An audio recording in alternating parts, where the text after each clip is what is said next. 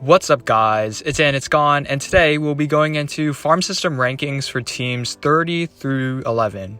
Farm systems are incredibly important not only for getting pipeline players into the majors at an affordable rate, but also to trade for veterans when in contention. Teams with lower records will want great farm systems to see what prospects stick in the majors. Farm system rankings can be a telltale sign of how close a team is to competing in the majors, as teams like the Padres, Rays, and Blue Jays not only had a ton of homegrown talent, but also traded some of that talent for great players. Teams with relatively weak farm systems can replenish their farm systems through smart drafting and trades. And vice versa, the trade deadline can knock off a farm system's ranking considerably, along with young players graduating from prospect status into rookie status. For example, top prospects Bobby Witt Jr. and Julio Rodriguez graduated last year to stellar rookie seasons. Will that make their team's farm systems worse? Yes. However, should the Royals or Mariners be worried about a presumed loss of talent? Definitely not. Keep in mind that although a team may have a poor farm system, this does not mean that a team is destined for a rebuild. But before we get onto the video, could you guys please hit this like and subscribe button? Currently, only 3% of people who watch my videos are subscribed, so if y'all do, not only would it help me grow my channel, but it also encourages me to create more videos like this one for you guys. And without further ado, let's get on to the video. Coming in at number 30 are the Atlanta Braves, who are now in a full win-now mode and have made some trades shipping off great prospects for major leaguers. Furthermore, much of their homegrown talent of a once great farm system has already graduated to the major league level, weakening their farm system. While I don't expect their farm system to improve through high draft picks or trades, they do have a young and exciting core of pitching prospects in the lower levels of the minor leagues that, should they improve, can very much boost this Braves farm system into the middle of the pack rather than dead last. Out of all these Braves prospects, keep an eye on Cole Phillips, the 19-year-old starting pitcher who should start out the season in A-ball. He has electric stuff with a fastball that can touch triple digits and a sweeping slider. Given a good season by Phillips in the lower levels of the minors, I don't think it would be far-fetched for him to become the number one overall prospect, albeit in a weak Braves system. Ever since the graduations of Moncada, Robert, and Jimenez, the White Sox farm system has remained as one of the worst in the league.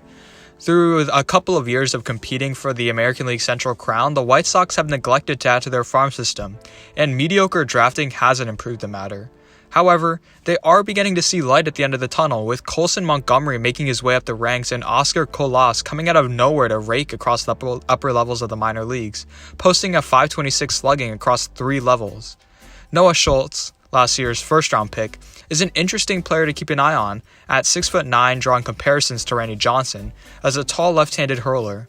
Although he will never reach the velocity of Johnson, he is adding muscle to his large frame and his velo is rising steadily. He already has a sweeping slider and the upside to be one of the best prospects in the league strictly due to his frame. Ever since the sign stealing scandal was released to the public with its consequences including 2 losses of first-round picks, the Astros farm system has steadily been dropping in rankings ever since as management is unable to input prospects at the same rate as they have been graduating or being traded away. Outside of Rookie of the Year candidate Hunter Brown and hard-hitting catcher prospect Yainer Diaz, the Astros farm system does not consist of any impact players that could assist the major league team anytime soon. Drew Gilbert, the Astros' number 1 overall pick last year, can look to climb their rankings and possibly become the number 1 overall prospect in their system should he continue to hit well while rising up the upper levels of the minor leagues. We know he has the capability to hit through his monster 2021 College World Series run. Like the Astros, the Padres are in a win-now mode, and while they once had a league-best farm system, the graduations of their young guys like Luis Campusano, combined with a blockbuster trade seemingly every year, has made their system barren.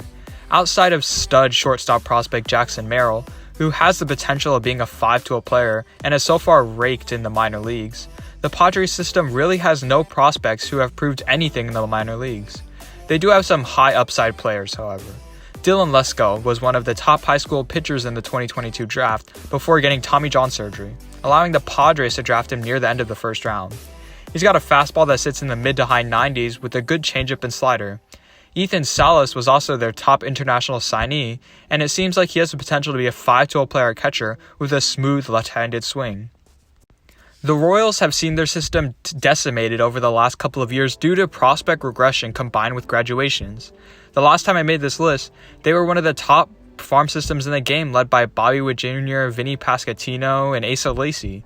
While the talent is still in the system, it has definitely not been to the benefit of their farm system specifically. I like the chance of Frank Mazzucato to shine this season in High A and hopefully make it to Double A by the end of the season. The former 7th overall pick of the Royals struggled a little bit in his first professional season, walking 55 batters in 69 innings. However, he did strike out 89 batters, so we know that strikeout talent is there. Although he has lower velocity, sitting around the 90 to 92 range with his fastball, he has a devastating changeup that can work wonders coming from the left-handed side. I predict for him to be a middle-of-the-order rotation guy. This Angels farm system is pretty underrated, and I think that come mid-season they could really shoot up these rankings, even with a few key graduations. They have Logan O'Hoppe, a very good catching prospect who is one of my candidates for Rookie of the Year in the American League, at the top of their farm system. Zach Neto, their first-round pick in 2022, balled out in a short season with the organization in 37 games. He posted a .299 batting average, .377 on-base percentage, and .476 slugging. If he repeats those numbers across a larger sample size, then he can see himself as one of the top prospects in the game. Ben Joyce, surprisingly, is under a lot of people's radars as a pitcher with an 80-grade fastball that can touch 105 miles per hour. He pitched very well in a limited stint with the Double-A club, striking out 20 batters in 13 innings. Should the Angels make a playoff push come September, I don't doubt that Ben Joyce could be the first person in his draft to join the Major League club and be one of the better relievers in this league when all pans out. The Blue Jays, despite the loss of a few key catching prospects, have a very deep farm system, and although they don't really have any elite prospects outside of Ricky Tiedemann, they certainly have a couple of guys who can join his tier of prospect status after a good year. One of those guys is Braxton Barriera, who was one of their first-round picks last year. A fellow left-handed pitching prospect, Barriera possesses all of the tools necessary to dominate the minor leagues and eventually take his spot as the number 1 overall prospect once Tiedemann graduates. The young southpaw possesses a fastball that can touch 98 miles per hour with a slider, curveball, and changeup that all project to be above average pitches. I expect Barriera to start out the season in Low A, but if he impresses enough, he can move all the way up to Double A come the season ends and have a season similar to Andrew Painter as he vaults up the prospect rankings due to him being a younger pitcher facing against much older competition. What was once a top farm system in the game has now fallen a bit due to the graduations of both Spencer Torkelson and Riley Green this past season. Furthermore, with their top prospect Jackson Jobe out 3 to 6 months with a back injury, his season and development does take a hit. However, the Tigers still have very high upside players. With 2022 first-round pick Jace Young, he looks like he can be a stud in the middle of that Detroit lineup in the future. And they also played the 2021 draft very smartly, as they were able to draft and sign Ty Madden in the compensation round. He's paid off pretty well so far, posting a 3.01 ERA in 122 innings across High A and Double A in 2022.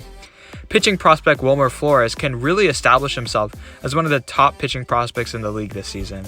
As a former undrafted free agent, Flores has established himself in the minor leagues with a fastball that sits in the mid to high 90s with excellent location and a curveball that conjures up a ton of whiffs and ground balls.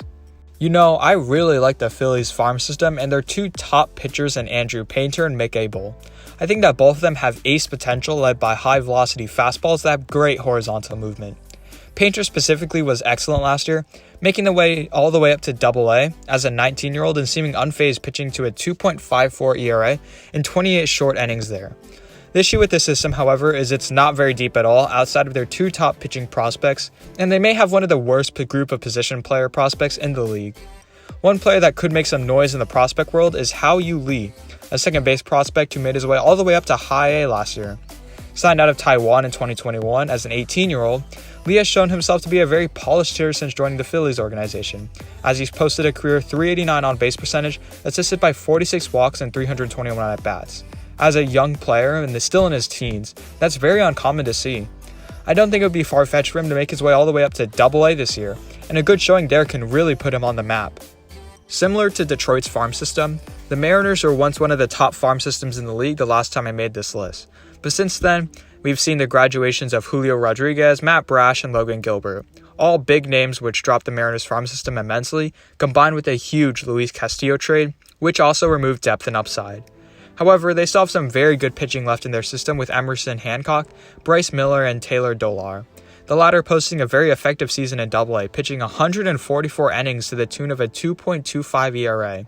Furthermore, they have a very good young catching prospect in Harry Ford, who impressed in the World Baseball Classic, and who I loved coming out of the draft, and has since steadily developed into being one of the top prospects in the Mariners system.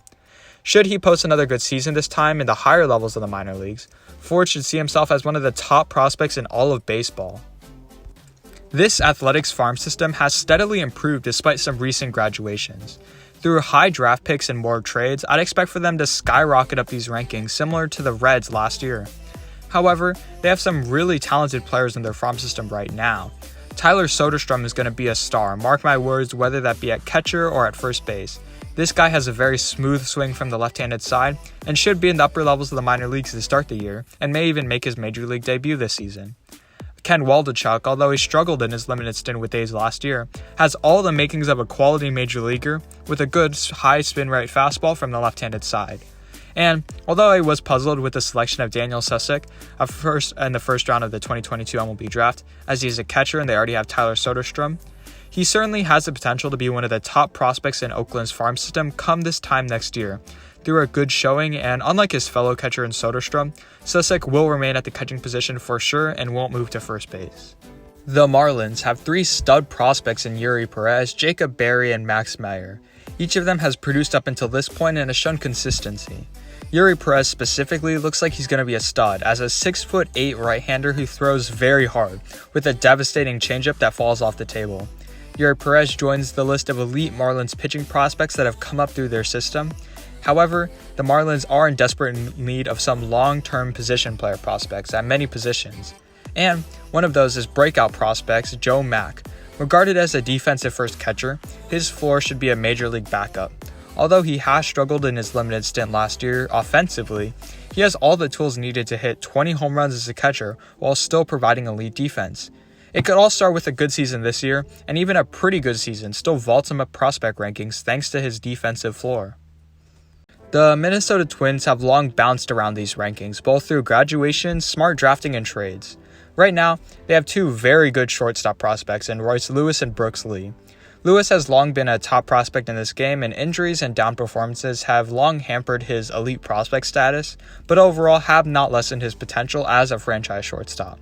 Brooks Lee has elite hitting tools and showed that off, batting .303 with a .451 slugging across 3 leagues ranging all the way up to AAA, and can be a quality 3-hole bat in any lineup.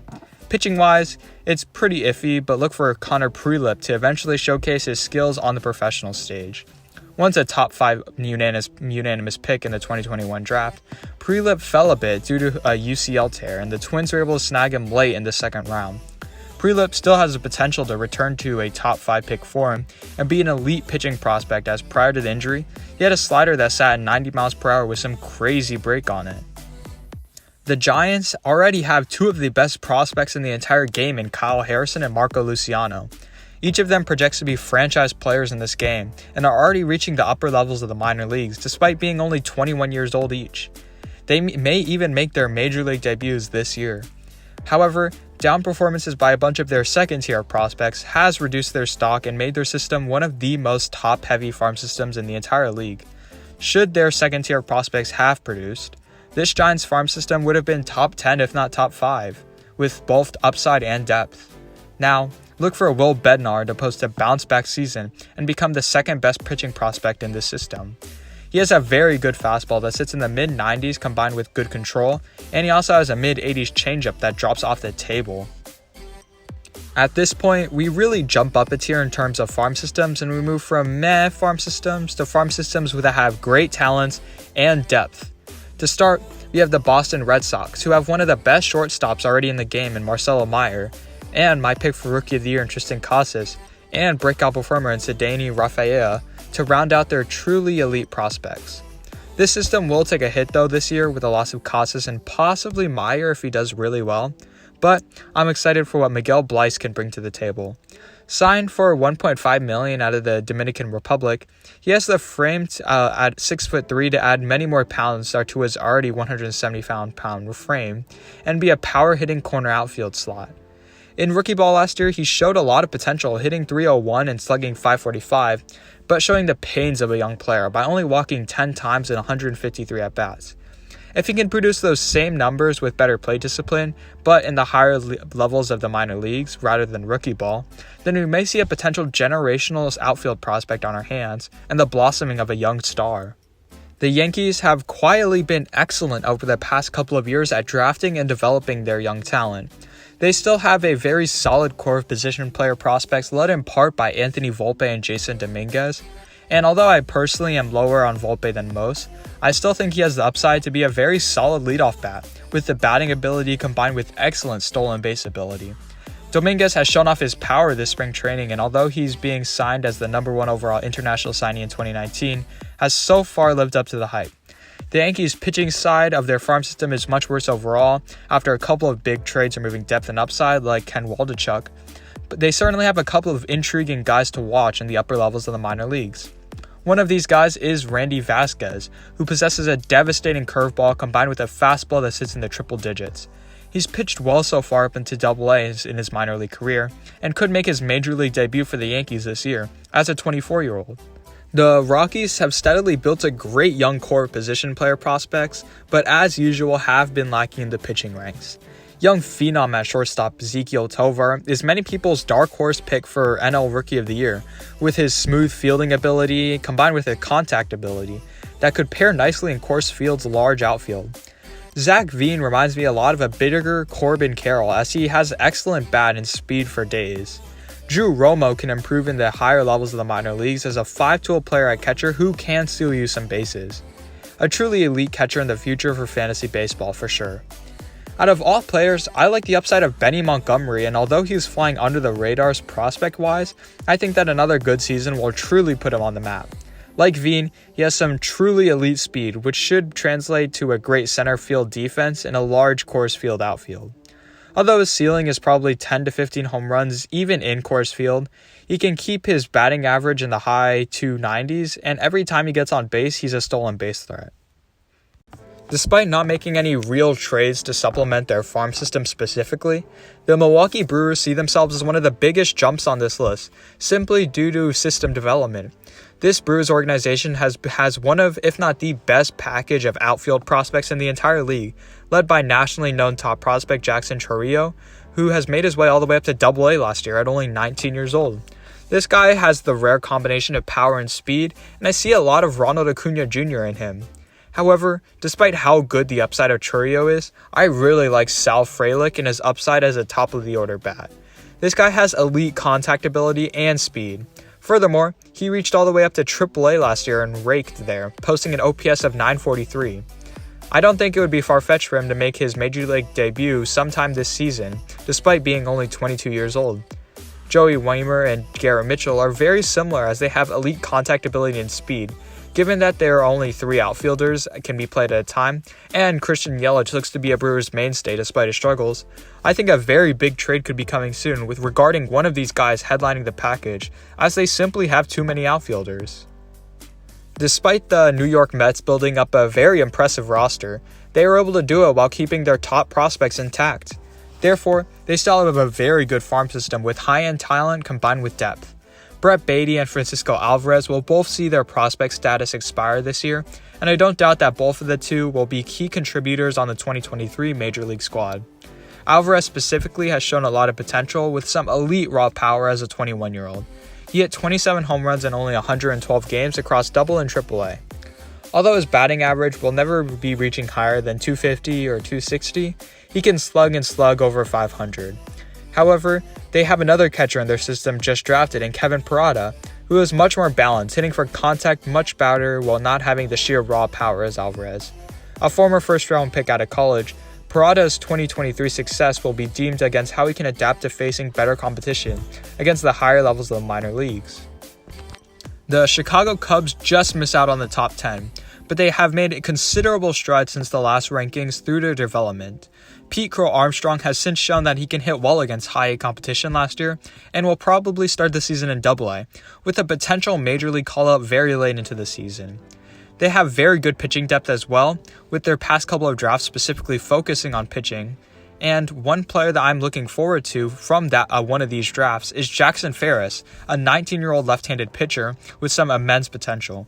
Although he fell down to the second round, he signed for overslot value and was the reward for reaching on a player like Cade Horton with the 7th overall pick in the 2022 draft. He will begin the season in the lower levels of the minor leagues, and we can finally see what he's made of. He's got a fastball that sits in the mid to high 90s, a nice 12-6 curveball, and a changeup that sits in the mid 80s. Coming from the left-handed side, I see no reasons why he can't be a quality major league pitcher.